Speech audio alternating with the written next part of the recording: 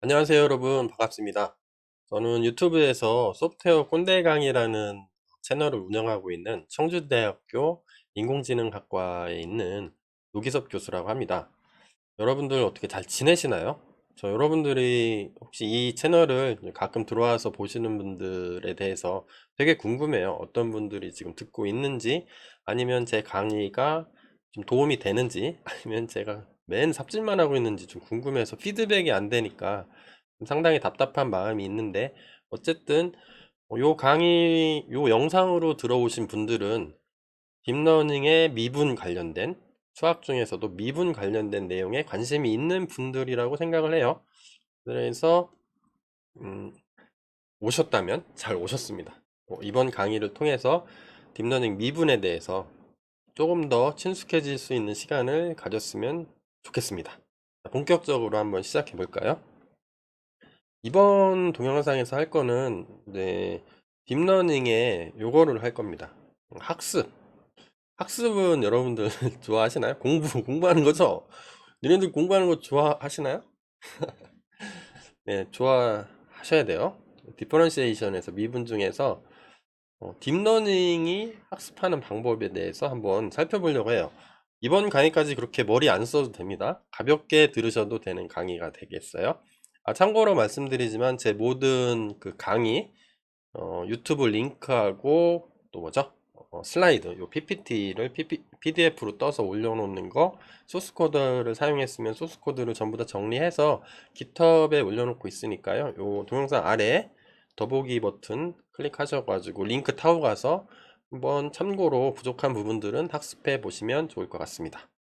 본격적으로 넘어가 볼까요? 딥러닝 학습이 어떻게 하는 건지. 자, 코스 오버뷰는 제가 OT 시간에 한번 했던 건데요. 요거는 딥러닝 시리즈가 3개가 있어요. 첫 번째는 그 확률 시리즈고, 그 다음 시리즈가 두 번째가, 저 선형대수 시리즈고, 요 세 번째가 딥러닝 미분 시리즈입니다. 미분 관련된 OT 시간은 요 앞전 동영상에서 강의를 했습니다. 그래서 요거를 왜 배워야 될지, 그리고 여러분들한테 제가 원하는 게 뭔지 설명을 먼저 해드렸고요. 쭉 나갈 건데 오늘 할 거는 요거예요. 요 노란 박스 쳐져 있는 거, Learning in Deep Learning. 어떻게 딥러닝은 데이터로부터 지식을 배울까요? 아세요? 이거 어떻게 배우는지? 아시면 요 동영상을 들을 필요 없어요. 모르시면은 제가 뭐 제 나름대로 이해하는 방식으로 설명을 해드릴 테니까 여러분들한테 도움이 되면은 좋을 것 같습니다. 나머지는 별도의 동영상으로 쭉 찍어서 올릴 예정입니다. 올라오는 족족이 다 보시면 좋아요. 자, 딥러닝이 학습하는 방법은, 딥러닝은 사실 머신러닝의 한 테크닉이죠. 어떤 머신러닝이라는 건 뭐냐, 머신이 기계죠.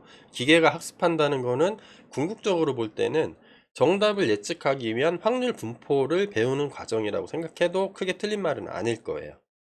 중요한 핵심은 뭐냐면 데이터로부터 패턴을 배운다는 거죠. 패턴은 배운다는 거는 얘는 확률, probability, 확률 분포, distribution. 확률 분포를 배운다는 얘기죠.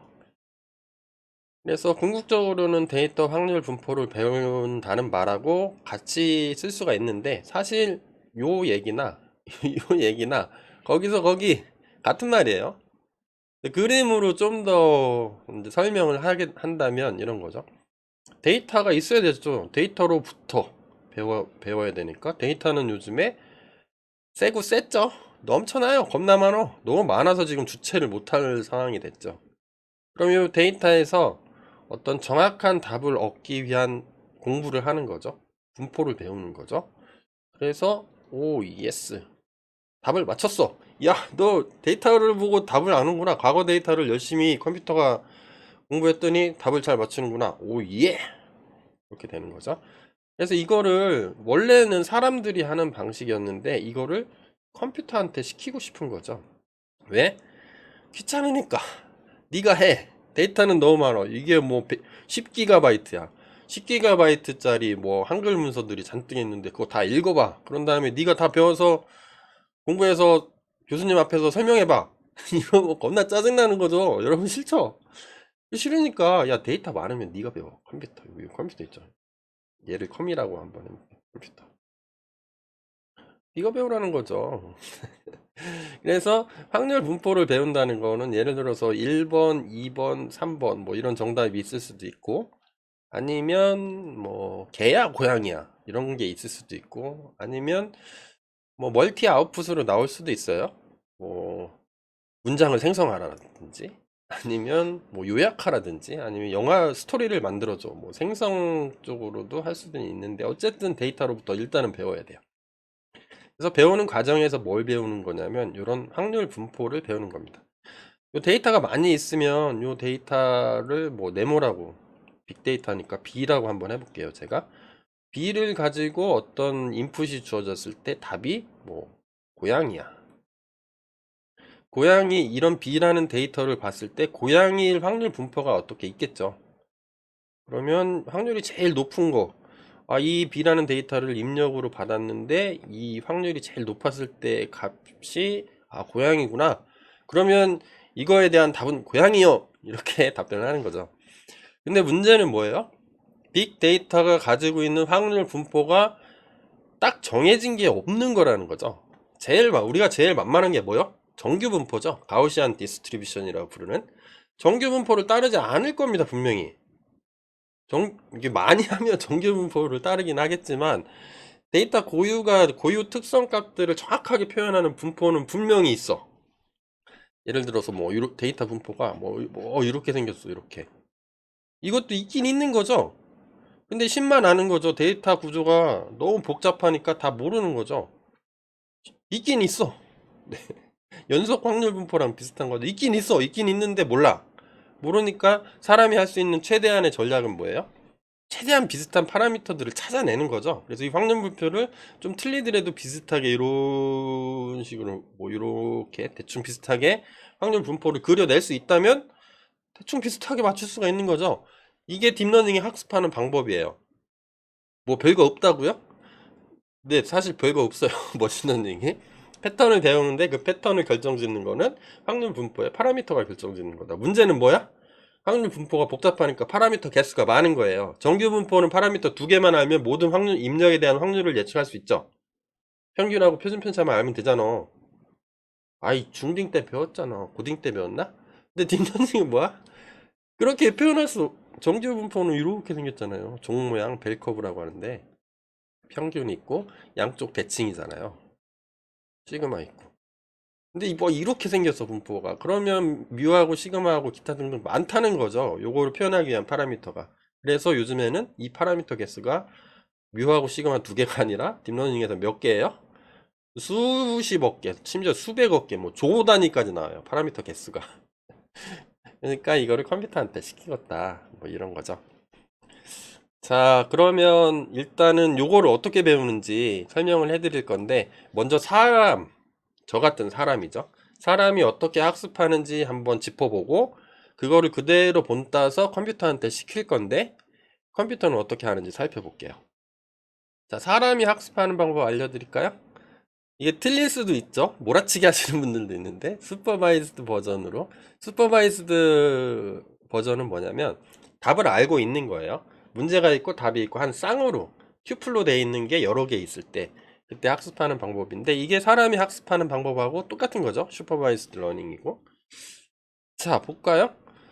뭐 2000 땡땡년도 대학 수학 능력을 예로 들어볼게요. 여러분들 상상하고 싶지는 않겠지만 고딩으로 고3으로 한번, 고3 아니면 재수하던 때로 돌아가 볼게요. 뭐 국어 시험이 요즘에 어렵다고 하니까 국어 영역 시험을 보는데 클래시피케이션 프로블럼이라고 볼 수 있어요. 왜냐하면 찍는 거니까 오지선다, 육지선다, 뭐 사지선다 중에 맞는 답 하나 내지는 2개, 뭐 3개 이렇게 골라내는 거죠. 확률적으로 골라내는 거죠. 이건 사람이 어떻게 학습하냐면 이렇게 할 겁니다. 아마도 이렇게 뭐 다음 글을 읽고 물음에 답하시오 하면은 지문이 주어지는 거죠. 이게 데이터죠. 데이터가 주어져요. 자, 그 다음에 문제가 나와. 위 글을 이해한 내용으로 적절하지 않은 것은, 이거는 어떤 문제인 거예요? 딥러닝에서 볼 때는 정보 요약 문제랑 똑같은 겁니다. 정보를 요약했을 때 제일 유사한 확률 분포를 갖는 걸 이 중에 찾아내는 거죠. 쫙 읽어, 컴퓨터가. 컴퓨터가 사실 글을 읽는 건 아니죠. 어떤 0과 1로 돼 있는 데이터의 쭉 스트림이죠. 쭉 0과 1로 바꿔서 쫙 집어넣고 여기까지 같이 이렇게 집어넣겠죠. 문제까지 이렇게 해서 집어넣은 다음에 나올 확률이 제일 높은 거를 찾는 거죠. 그러면 예제가 5개인데 5개 중에 정답이 될 어떤 확률 분포가 있을 거예요. 이거 무슨 확률이에요? 그런 거 신경 쓰지 마세요. 어떤 분포가 있다는 게 중요한 거죠. 입력이 이렇게 들어왔을 때는 요 5개 중에 어떤 게 제일 높은 확률을 가지고 있을 것이다. 이거를 표현하는 어떤 확률 분포가 있다는, 뭐 이렇게 낼 수도 있고 뭐 이렇게 낼 수도 있고 뭐 모르는 거죠. 어쨌든 있는 거죠. 있긴 있을 거예요, 분명히. 그러면 보기가 5개니까 1번일 확률은 0.05, 2번일 확률이 0.25, 뭐 15%, 5%, 20%, 35%, 뭐 25%, 0.25 이러면 여러분들은 어떻게 선택을 해야 되는 거예요? 확률이 제일 높은 걸로 선택을 하면 되겠죠. 그러면 정답이 있죠. 슈퍼바이스드 버전에서는.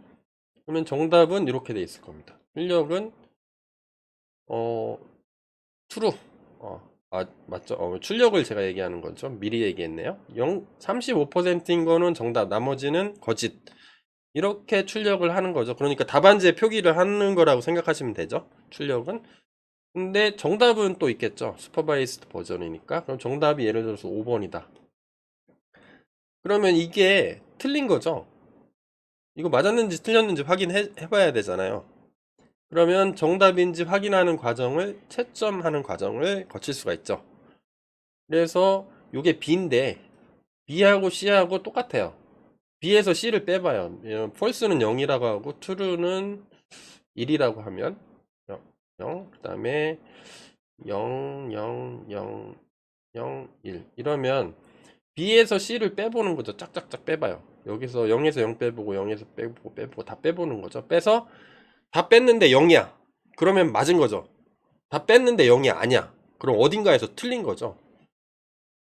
00010, 00010 이러면은 각각 엘리멘트 와이즈로 다 빼면은 0이 나올 거니까 다 더해보면 그때는 정답이 되는 거죠. 틀렸으면 0이 아닌 값이 나왔으면 틀린 거죠. 자, 그래서 이걸 어떻게 해요, 여러분들은? 문제를 다시 풀어보는 거죠. 언제까지? 맞출 때까지. 예. 그거를 하는 게 수능 준비하는 거죠. 어떤 특정 시험, 자격증 시험이라든가, 뭐 대학생들은 뭐 기사 시험들 많이 보거든요. 기사 시험 본다든가, 취업 시험 본다든가, 아니면 수능 시험 본다든가, 다 이런 패턴으로도 공부를 하고 있죠. 있잖아. 자, 이게 제가 볼 때는 사람이 학습하는 방법이에요. 그러면 사람이 학습할 때 고득점 전략이 있을 거 아니에요? 그러니까 뭐냐면 약간 또라이들 있잖아요. 똑같은 문제 계속 풀어보라고 시키는데 계속 틀리는 애들. 그런 애들은 뭔가 문제가 있는 거죠. 여러분들은 그렇진 않죠? 똑같은 문제 보면은, 두 번, 세 번은 틀릴 수 있어. 근데 계속 풀다 보면은 알죠? 요게 5번이 확률적으로 제일 높은 거구나라는 거를 학습을 하는 거죠, 여러분들이. 그러면 이렇게 맨날 틀리지 않으려면 여러분들의 고득점 전략은 어떻게 되나요? 이렇게 공부하셨을 겁니다, 아마도. 기출문제 또는 유사한 문제를 최대한 많이 모아요. 일단 모아. 그래서 뭐 몇 학년도 국어, 그 다음 전년도 뭐 3년 전, 4년 전, 5년 전 뭐 쭉 국어 문제 다 모아. 이것도 모으고 그런 다음에 뭐 EBS 문제도 모으고 무슨 땡땡 학원 문제도 모으고 뭐 온라인 문제도, 온라인 뭐 강의 이런 것도 모으고, 그런 다음에 어떻게 해요? 전부 다 모아가지고 얘가 빅데이터가 되는 거죠. 문제를 최대한 풀어보면 되겠죠. 어떻게? 반복적으로 틀 이제 오답에 집중해서 풀겠죠. 오답 노트를 만든 다음에 이거 내가 왜 틀렸지? 다시 한번 풀어보면서 정답을 맞출 확률을 점점 높여가는 거죠. 그러면 이런 문제가 있으면 이렇게 문제가 있고 요 데이터 한 쌍, 또 데이터, 또 데이터, 또 데이터. 이거 내용은 똑같은 거예요. 제가 다른 내용 갖다 붙이기가 힘들어서 똑같은 걸 계속 이렇게 붙이고 있습니다. 이렇게. 그러면 확률 분포를 여러분들 배우겠죠. 이거를 학습이 끝났어요. 그러면 수능 보러 갈 준비가 된 거죠. 이 중에 똑같은 문제도 나올 수도 있고 약간 다르게 나올 수도 있고 많이 다른데 예전 패턴하고 비슷한 게 있으면 어느 정도 정답을 예측할 수 있는 훈련이 끝나 있는 거죠, 학습이. 그러면 어떻게 하면 돼요, 여러분들은? 수능 시험 보러 고사장 가는 거죠. 이게 사람이 학습하는 거예요. 그러면 컴퓨터는 기본적으로 기본 그 컴퓨터 알고리즘은 어떻게 설계가 되냐면요. 사람이 하는 거랑 거의 비슷하게 먼저 흉내를 내봐요. 야, 사람이 하는 일 어차피 컴퓨터가 만들어진 이유는 반복적인 일들을 기계한테 시키고 싶은 거잖아요. 그러면 처음에 기계를 어떻게 시킬지 모르기 때문에 사람이 하는 거를 최대한 그대로 흉내내서 시키려고 노력을 합니다. 그거를 체계적으로 정리해 놓은 거를 알고리즘이라고 부르고 딥러닝에서는 그게 딥러닝 알고리즘이 되는 거예요. 그러면 이제 알았어. 사람들은 이렇게 배우는구나. 알았는데 그러면 컴퓨터한테 어떻게 시켰을까요? 궁금하면 500원이 아니라 다음 슬라이드로 따라오시면 되는 거죠. 이렇게 할 거예요. 컴퓨터가 하는 방법은 일단 데이터를 모으겠죠. 아까랑 똑같은 그림. 이렇게 모아요. 그러면 입력으로 이렇게 주는 거죠. 여기 지문이 있고 문제까지 합쳐서 하나의 입력. 얘는 정답. 이런 식으로 해서 문제를 준 다음에 들어가는 거는 나중에 다른 문제입니다. 제가 딥러닝 기초 시리즈, 언어 처리 시리즈에 들어가면 아마 제가 할 것 같은데 지금은 몰라도 돼요. 뭐 인베딩이라는 과정을 거쳐서 집어넣는데 인베딩 몰라도 돼. 일단 데이터를 컴퓨터에 넣을 수 있다. 0과 1로 만들 수 있죠. 그러면 예측을 해보는 거예요, 컴퓨터가. 그 다음에 출력을 하는 거죠. 이 중에 확률이 제일 높은 게 4번이라고 컴퓨터는 말을 하는 거죠. 그러면 사람하고 똑같이 정답을 주는 거죠. 야, 5번이요.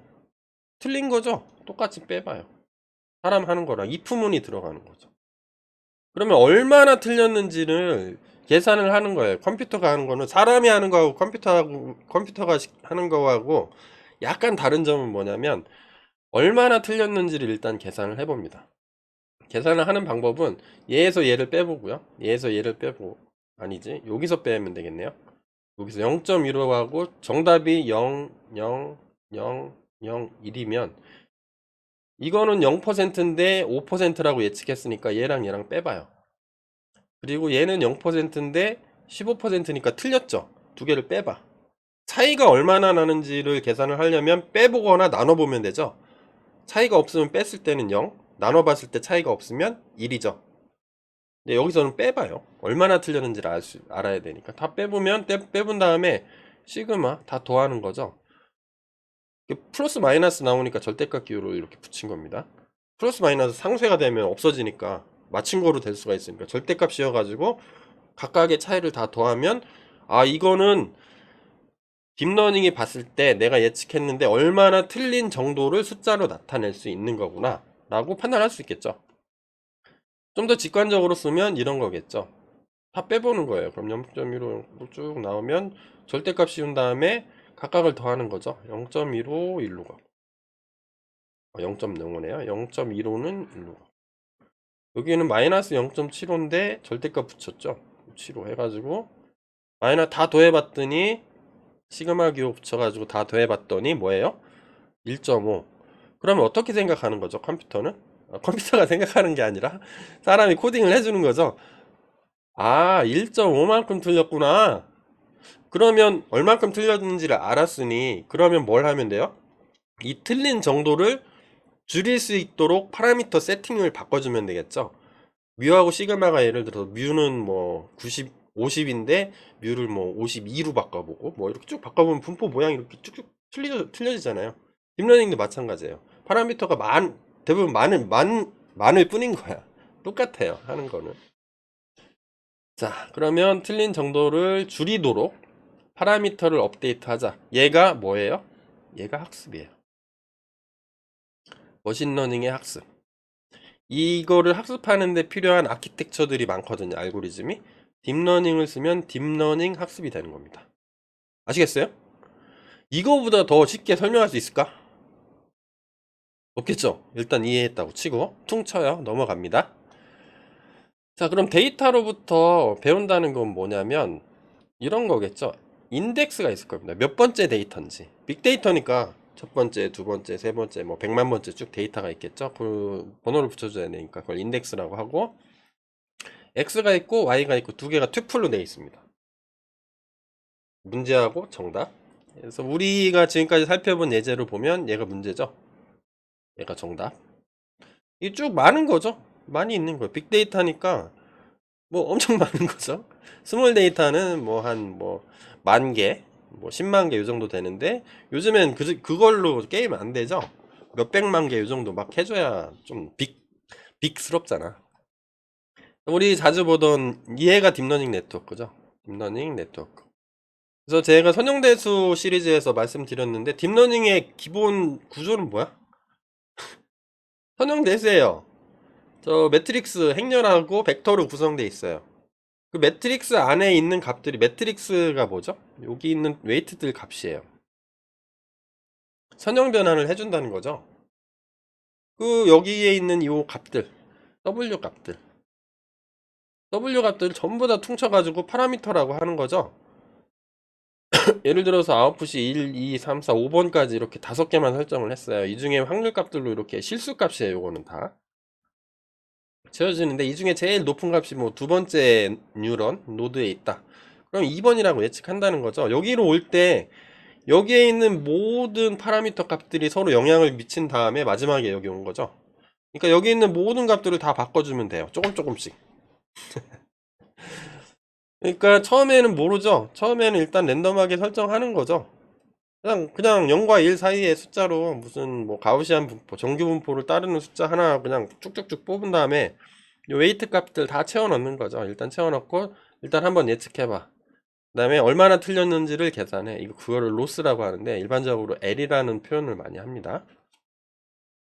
그런 다음에 데이터 X를 만들고 계층에 전달해서 예측해보고 Y가 나올 확률 계산해보고 얼마나 틀렸는지 계산하고 틀린 정보를 최소화할 수 있도록 모든 파라미터 여기 있는 모든 파라미터를 다 쓰기 힘들기 때문에 일반적으로 세타라는 기호를 쓴다고 그랬죠. 세타는 뭐야? 10억 개가 100억 개 10억 개가 있든 100억 개가 있든 그냥 세타인 거예요. 세타라는 집합의 원소라고 보는 거예요. 모든 파라미터들을. 그런 다음에 어떻게 해? 계속 반복하는 거예요. 돌고 돌고 돌고 돌고 언제까지? 이게 틀리는 정도가 최소화될 때까지 계속 바꿔보는 겁니다. 파라미터를. 그러니까 여러분들은 이렇게 되면은 요거 나오는 거죠. 교수님 지금 장난해? 건대 교수님 내가 진짜 잘생겨서 봐줬더니 이거를 그러면 이거 어떻게 손으로 바꿔요 교수님? 그런 거죠. 그거에 대한 좀 설명을 드리려고 이게 여러분들이 이렇게 화가 나야 돼요. 이 딥러닝 구조를 보여주면서 제가 야 틀린 거를 계산한 다음에 조금 틀린 정도를 계속 줄여가야 미니마이즈 해야 되는 거죠. 미니마이즈 해가는데 너무 많아 숫자가. 손으로 다 해보실래요 여러분들이 이거? 안 될 겁니다. 너무 힘들어요.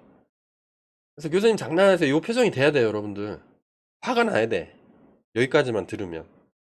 왜냐하면 파라미터가 몇 개 안 되면 그냥 업데이트 되는 거 해도 되는 거 아니에요? 이렇게 얘기할 수도 있죠. 근데 그게 아니라는 걸 제가 말씀드릴게요. 만약에 파라미터가 두 개밖에 없어요. 두 개밖에 없으면 고려해야 될 경우의 수는 2 팩토리얼입니다. 두 가지 경우만 고려하면 되죠. 근데 만약에 파라미터가 10개라면 어떻게 되냐면 경우의 수는 모든 고려 가능한 경우의 수는 10 팩토리얼이 되는 거예요. 그러면 이 정도 나옵니다.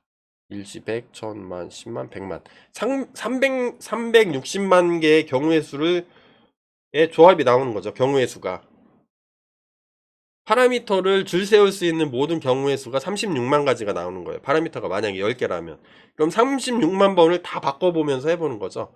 바꿀 때 0.1씩 바꿔봐서 한번 다 해보고 0.2씩 바꿔보고 0.3씩 다 바꿔보고 이거 36만 개 하는 것도 파라미터가 10개라면 힘들겠죠.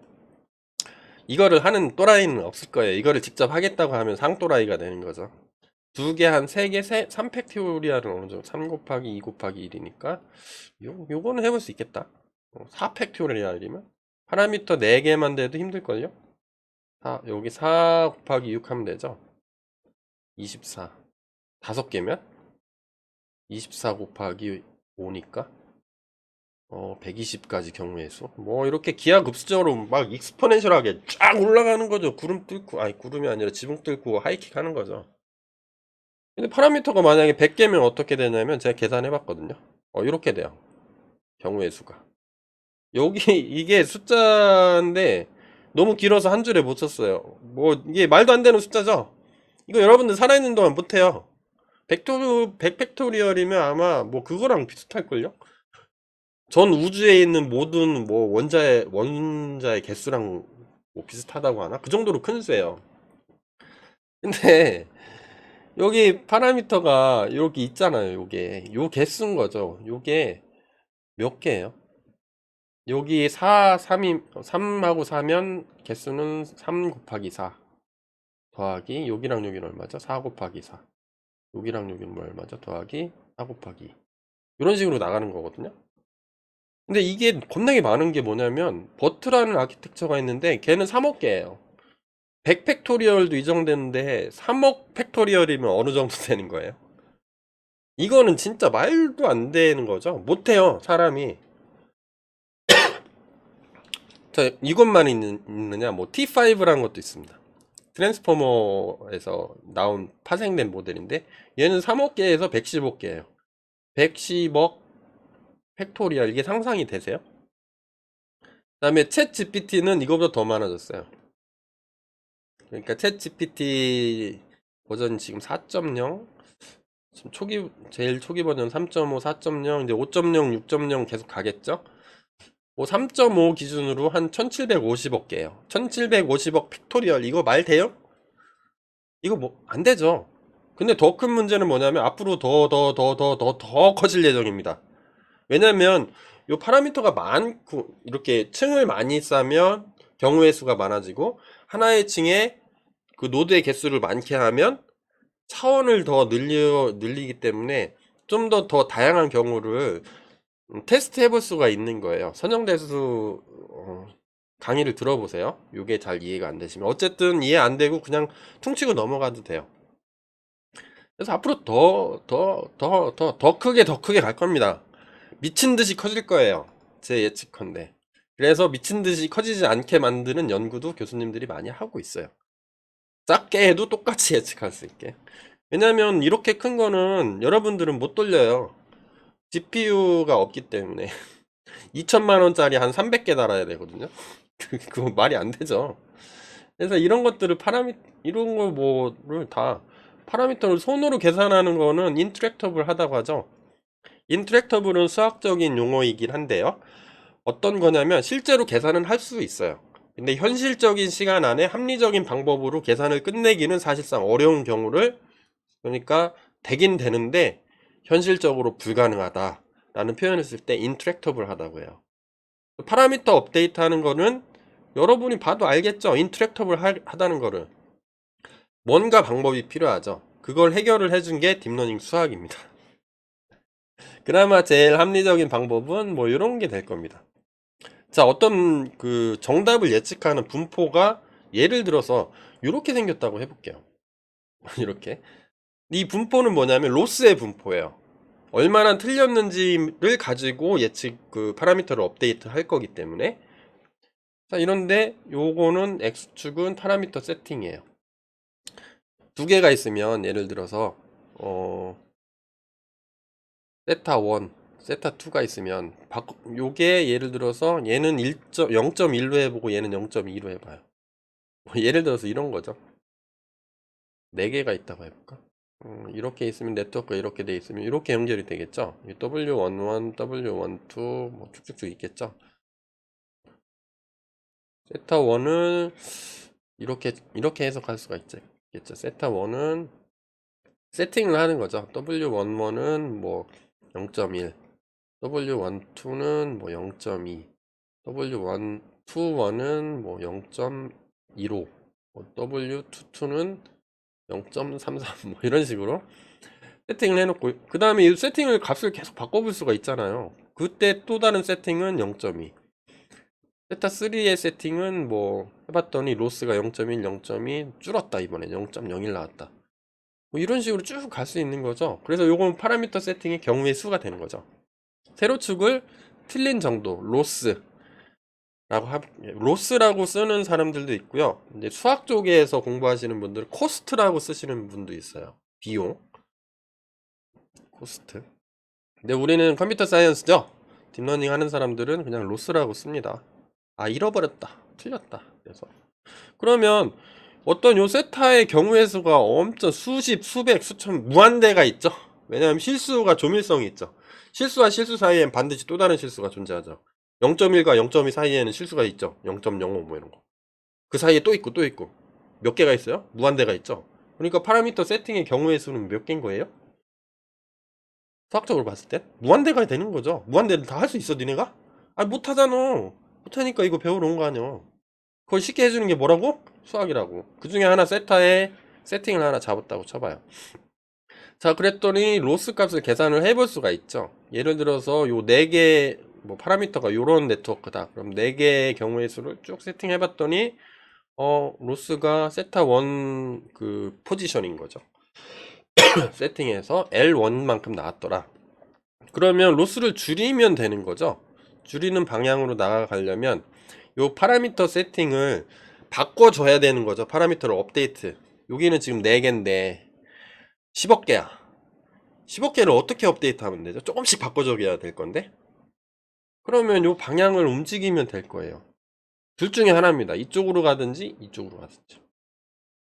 틀린 정도가 최소화되도록 파라미터를 업데이트하는 방법은 좀 전 슬라이드에서 설명했듯이 손으로 계산하는 것은 현실적으로 불가능하죠. 그러면 어느 방향으로 이동해야 하는 거는 결정은 우리가 해야 되는 거죠. 그러면 어떻게 하면 된다? 이쪽으로 가면 되는 거죠. 이쪽으로 이렇게. 가장 효과적인 방법은 미분을 사용을 해보는 겁니다. 미분은 이제 다음 시간에 설명할 건데, 미분의 물리적 의미가 뭐예요? 물리학에서 말하는 미분은 순간 변화율이 미분입니다. 그래프로 봤을 땐 뭐예요? 플라팅으로 봤을 때는 접선의 기울기가 되는 거죠. 이 접선의 기울기를 구해보는 거예요. 이렇게 이게 구할 수가 있겠죠.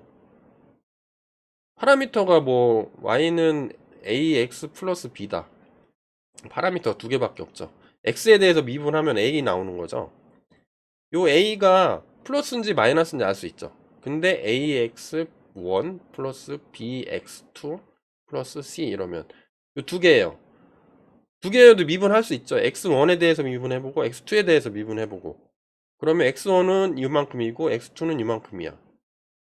그러면 어떤 값 요거에 대해서 미분했을 때 뭐 A 요거에 대해서 미분했을 때 B 이러면 A, B죠. 벡터로 쓸 수 있죠.